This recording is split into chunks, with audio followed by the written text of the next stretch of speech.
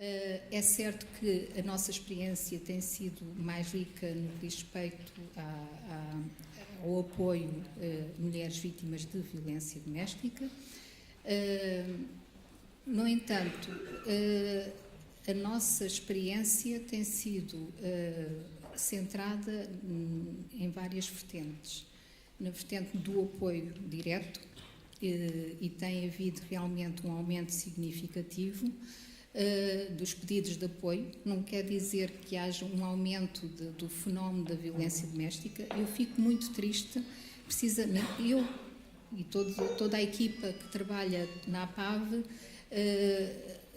sente que realmente o nosso trabalho tem sido, por um lado, gratificante e, por outro lado, frustrante, na medida em que temos feito tanto trabalho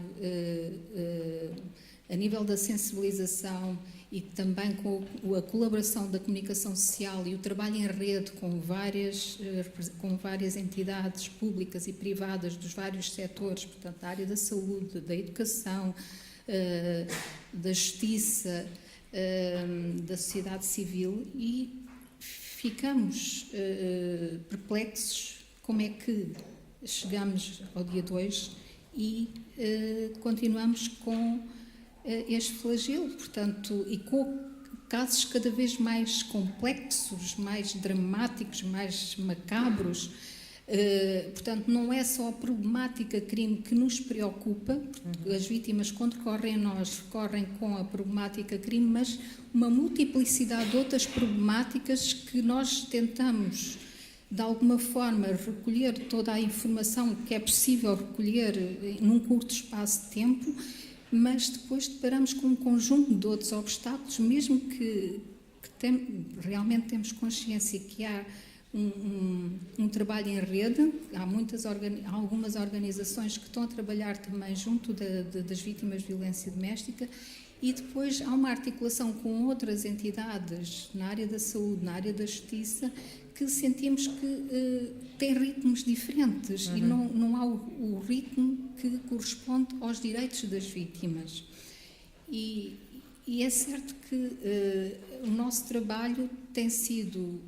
Nós não desistimos, continuamos a dar o nosso melhor e investimos muito na nossa formação, mas chegamos a uma conclusão que o saber tecnológico parece continuar a não ser suficiente. O saber que nós temos não é de todo suficiente. E as leis estão bem concebidas, mas a implementação das leis também exige um esforço muito grande para as implementar de forma célere e eficaz. Claro. Portanto, deparamos com casos muito complexos no nosso dia-a-dia. Sentimos que temos profissionais, somos poucos profissionais residentes, mas também temos uma rede de voluntariado bastante significativa, mas os recursos humanos que nós temos no que diz respeito ao apoio direto às vítimas necessitam de não só de formação, mas necessitam também de não serem tão subcarregados, no sentido claro. de aquelas pessoas que já têm experiência significativa e que fazem um bom trabalho, um trabalho já com profissionalismo, no que diz respeito ao apoio direto às vítimas, já estão de tal forma saturadas. Claro, não podem chegar a que é difícil, a um burnout e depois não poder ajudar ninguém, claro. Assim, apesar de continuarem a dar formação aos outros mais novos, portanto, aos técnicos de apoio à vítima mais novos, realmente não é de todo suficiente para nós darmos uma resposta com mais qualidade, que é essa a nossa missão. Portanto, tentamos chegar a esse ponto, mas conseguimos, felizmente, dar respostas com qualidade a muitos casos, mas sentimos que há outros casos que a nossa resposta fica um bocadinho aquém, claro. Porque não depende só de nós. Portanto, nós não trabalhamos de forma isolada. Portanto, precisamos também de trabalhar com mais articulação e haver um maior investimento na articulação com outros organismos. Muito bem. E no que diz respeito à sensibilização junto das escolas, temos vindo a trabalhar muito a esse nível, portanto, somos muito solicitados também por parte das escolas, os próprios alunos vêm ao nosso encontro e nós, dentro do possível, respondemos de forma favorável a todos os pedidos. Portanto, a nível local, asseguramos imensas ações de sensibilização na área da violência doméstica, violência no namoro, onde a igualdade de género também está também abordada, e tentamos sempre passar uma mensagem de promoção de uma cultura de não violência, ou seja, promover relações saudáveis, promover uma cultura de direitos e deveres, portanto, nas relações, portanto, Claro. e do maior respeito, Claro. nas relações entre pares e com, portanto, isto nas escolas e também em casa, portanto, na família. É muito esse o nosso trabalho que fazemos no nosso dia-a-dia, e pronto. Obrigada, Não quero Helena. alargar Obrigada mais, por este relato muito sintético, obviamente, dos 25 anos.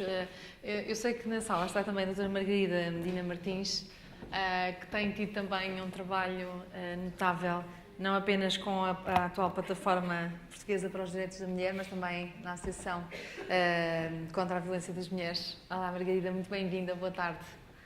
Olá, boa tarde. Está a ouvir? Estamos Tá? a ouvir, estamos a ouvir, sim. Ok. Uma boa tarde a todas e a todos. Estou um pouquinho rouca, mas não desisti de cá vir. Eu estive a assistir ao painel anterior e gostava de dar um exemplo de coisas que podem fazer a diferença. Ou seja, muitas das pessoas que estiveram a falar falaram de miúdos. Os miúdos isto, os miúdos aquilo. Estamos na capital do país, pessoas letradas, formadas. E a linguagem faz a diferença. Ou seja, nós temos que passar dos miúdos para as crianças.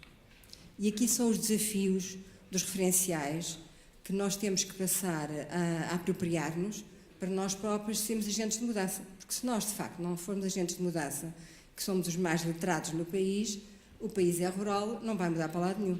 Portanto, há aqui responsabilidades, de facto, acrescidas. Quanto ao desafio que a senhora bastonária estava a partilhar connosco, de como é que se faz esta mudança, deixo-lhe também uma sugestão. Que tal utilizar uma linguagem paritária na escrita, adotar uma escrita paritária na comunicação da ordem interna e externa? Há tantas coisas que se podem... Estou a dizer isto como exemplos que se podem ir fazendo. Agora, a Associação, de facto, tem 24 anos de trabalho, e o nosso balanço que fazemos é que, de facto, não houve até agora uma vontade política profunda de mudar o país. O que vai havendo são contribuições, ou seja, não estamos iguais ao que estávamos à situação de 24 anos atrás, de facto.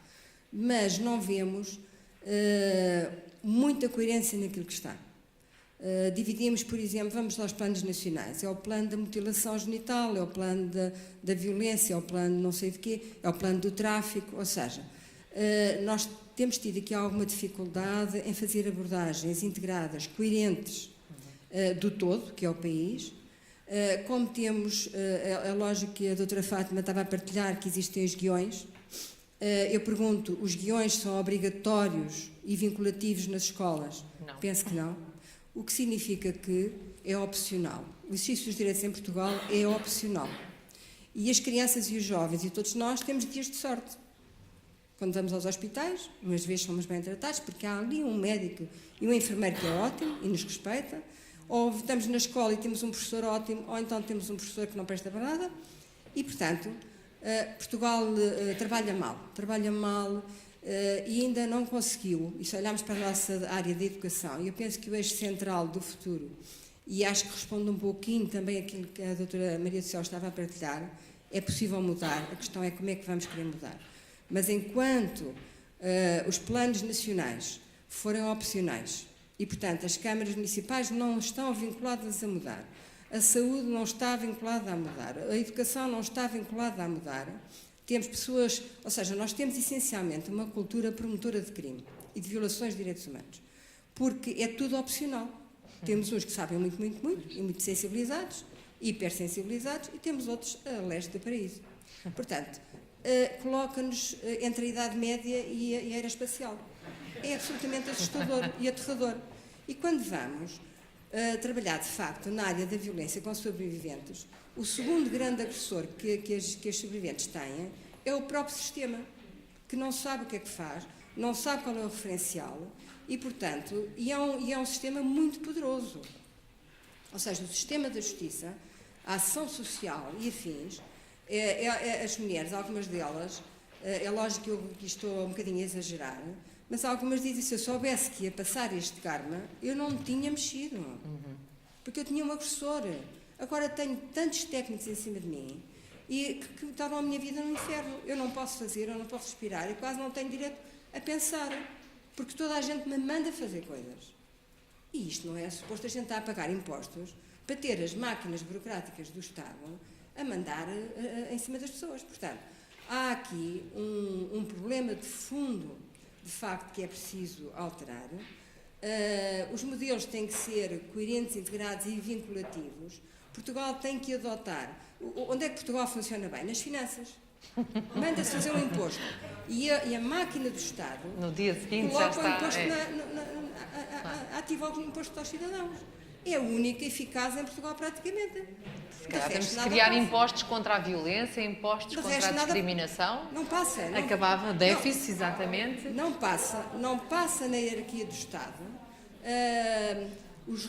Digamos, os instrumentos a Portugal está vinculado. Ninguém sabe o que é a União Europeia. Cá embaixo, na chamada front desk, o profissional que está no atendimento ao público, não sabe o que é uma diretiva, não sabe o que é a União Europeia, nunca ouviu falar de direitos humanos, não sabe o que são as Nações Unidas e não percebe porque é que nunca lhe explicaram. Pois. Porque quando nós vamos fazer formações profissionais, eles dizem, mas porque é que ninguém nos falou disto tudo? E isso é muito assustador. Portanto, estamos em delírio total, enquanto sociedade, e achamos bem e legitimamos que as mulheres, num Estado de Direito e democrático, estejam escondidas em casas-abrigo. Alô, alguém acorda para isto? Isto é absolutamente absurdo. Como é que nós achamos que se podem cumprir direitos humanos quando quem tem os seus direitos violados é escondido e legitimado por lei de que tem que estar escondido, porque não pode estar na comunidade? Há aqui qualquer coisa que não bate certo. Claro. Pá, são só desafios. Obrigada, Dra. Margarida, até porque eu sabia quando passei a palavra tanto à Helena quanto à Margarida que queriam levantar questões pertinentes que têm muito a ver com esta temática. A Helena começava de novo por si para fazermos esta nossa ronda. A violência de género e designadamente a violência doméstica, tal como nós todos os dias devemos entrar nos telejornais, infelizmente, é uma preocupação constante nossa e, de facto, aquilo que a Sra. Margarida acabou de dizer, de terem que ser as vítimas a esconder-se... Duplamente vitimizadas. É duplamente vitimizadas, de facto. Isso, e muitas vezes obrigando as crianças a acompanhá-las, portanto, também lançando um novo estigma num ser em formação. E, portanto, parece que está tudo um bocadinho ao contrário. E, no entanto, nós, como também dizia a Sra. Helena da APAV, efetivamente, o nosso problema raramente é um problema de lei. É muito mais vezes um problema de aplicação da lei e de sensibilização dos aplicadores da lei para a dimensão do problema das pessoas. Porque não só nos ditos processos de violência doméstica, mas um bocadinho transversalmente na aplicação da justiça em Portugal, eu identifico um problema que gostava de ir vendo todos os dias menos denso. Que é os aplicadores do direito. Estou a pensar desde logo nos órgãos de polícia criminal, no Ministério Público, mas também nos juízes de instrução, que são aqueles que primeiramente contactam com estas realidades. raramente aquilo é mais do que um processo. E se calhar quando os SEGs e outras entidades começarem a formar as pessoas que aplicam o direito para uma perspectiva de isto são papéis ou são vidas de pessoas. Claro. E isto são vidas de pessoas. E a Fernanda acompanhou-nos numa coisa que fizemos aqui, que me deu muito gosto que a Comissão de Direitos Humanos organizasse, foram as nossas jornadas sobre o sistema prisional e sessão de penas e direitos humanos. E de facto, o que ali é preciso, o que é preciso fazer é pôr todas as pessoas a falar na mesma realidade, sentar todos à mesma mesa, a falar da mesma coisa. Claro. Porque se todos tivermos linguagens que se percebam, e há patamares de sensibilização para a norma que têm que ser patamares para a sensibilização para a equidade. Claro. E enquanto eu não sentir que há um patamar de equidade na norma, há ali um problema sério. E isto é de raiz, não é uma coisa de contexto. Mas aqui eu tenho que juntar outra vez a comunicação social, Isabel. Tem de ser, não é? No fundo, a culpa é toda dos jornalistas e das jornalistas. Era bom que fosse. Estavam a ser desafogados. Pronto, já é um excesso de Para garantismo. acabarem com os jornalistas de uma vez por todas. Exatamente. E ficarem os problemas todos resolvidos. É evidente que a comunicação social tem as suas responsabilidades, não há dúvida nenhuma sobre isso. Eu costumo dizer que os jornais são sobre o país, feito com pessoas que vivem neste país e, portanto, seria muito estranho que fossem um planeta à parte, não é? Portanto, é evidente que também tem alguma responsabilidade. Eu acho que, apesar de tudo, neste tipo de coisas se avançou muito, sinceramente. Dentro das redações há um anda para a frente, anda para trás, ou seja, há ainda muito poucas mulheres a chefiar. A não ser que no se caso fale do das público, chamadas revistas femininas. Pronto, já nem vou falar dessas, porque, pronto. Mas lá está, essa é mais um prolongamento de estereótipos. Pronto, eu agora ia dizer exatamente isso. Bom, mas se calhar agora era interessante ver um homem chefiar uma revista feminina. Mas no caso dos jornais, continua ainda a ser raro. Nas televisões, então, mais ainda, não é? Portanto, digamos, a leitura assim rápida que faria era quanto mais competitivo o meio, menos mulheres a chefiar, não é? Portanto, competitivo, dinheiro, etc. Sim, não é? sim, Portanto, o pacote todo, influência, exatamente, pronto. Exato, absolutamente, sem dúvida nenhuma. Eu acho que, apesar de tudo, há pouca, ou podia haver muito mais consciência da parte das jornalistas, mulheres, das possíveis discriminações que lhes possam estar a passar pela frente e que não são entendidas enquanto tais.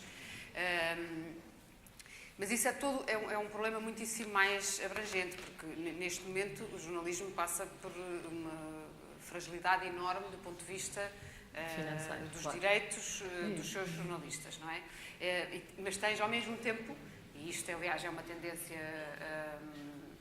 que já, como escrevo também sobre estes temas há muito tempo, desde que comecei a escrever sobre esses temas, me alertaram que é quando uma profissão se feminiza, baixa o seu nível salarial e, portanto, o mesmo está, infelizmente, já sou jornalista há 20 anos e, portanto, infelizmente, não melhoro, estes 20 anos não serviram para melhorar esse aspecto. Portanto, há muito mais mulheres jornalistas hoje. Mesmo, por exemplo, eu neste momento trabalho na secção de política e o único homem é um chefe, portanto, é um editor, não é? De resto somos todas mulheres e essa era uma área tipicamente masculina, portanto, mesmo nessa área já são muito mais mulheres, mas lá está, raramente desfiam, não é? Portanto, digamos que nesse aspecto somos muito parecidos com o resto, sendo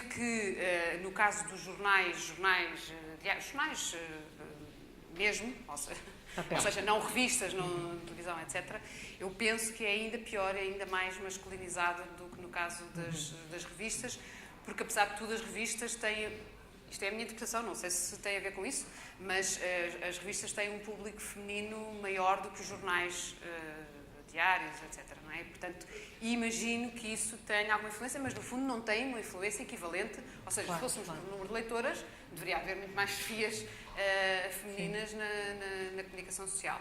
E aí a parte que me preocupa até é mais uma sensação de um certo agravamento, ou seja, tirando uma situação ou outra muito pontual, de um modo geral, não só não melhorou, como eu acho que piorou um bocadinho.